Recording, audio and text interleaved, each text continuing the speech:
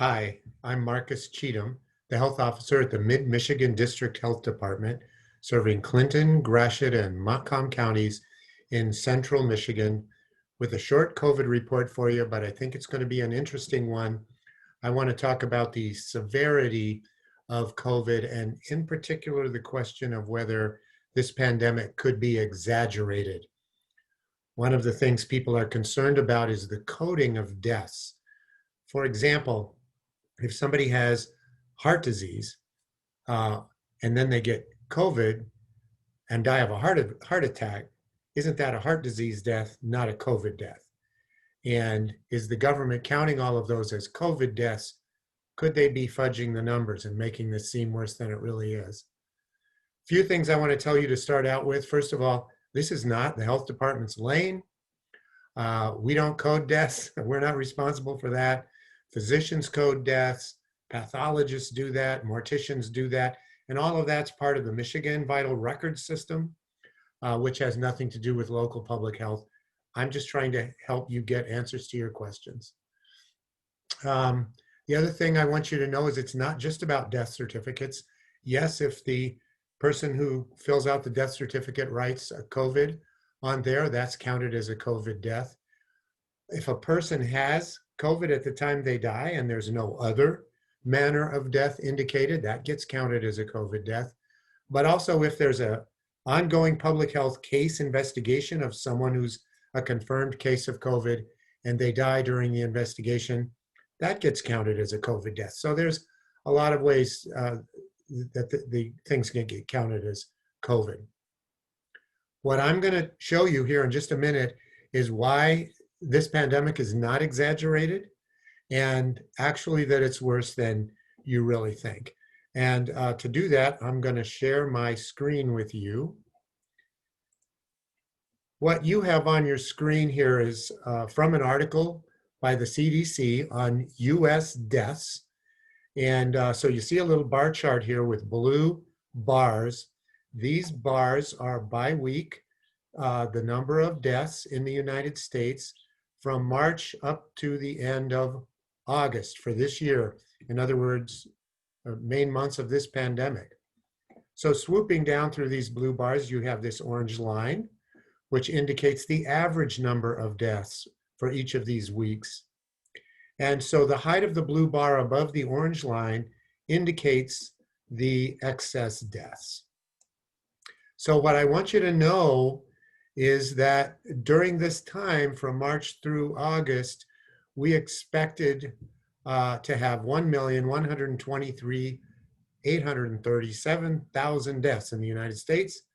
We had 1,360,338 deaths. That's 236,501 more deaths. You don't have to remember those than we would have expected normally. You don't have to remember these numbers. You only need to remember the number 21. There was a 21% increase in mortality above and beyond what we would have expected during that time. 21%. That is huge. You know, not all of these deaths were due to somebody dropping dead from COVID. We had all sorts of other things that happened. For example, people who needed to get into healthcare, and because the healthcare system was clogged up, they couldn't get in, and so they died. All of this is, you know, bad fallout from this COVID pandemic. Now, I want to show you this in context so you can really see how bad it actually was. So here it is in context. This is the weekly number of deaths from January of 2017 through August up to September of this year. So that's nearly 4 years of data. And one of the things you can see is that there's seasonality in the deaths. They tend to be higher in the winter when we're having the flu season, lower in the summer. Sometimes there's some excess deaths over what we would expect normally. But look at here.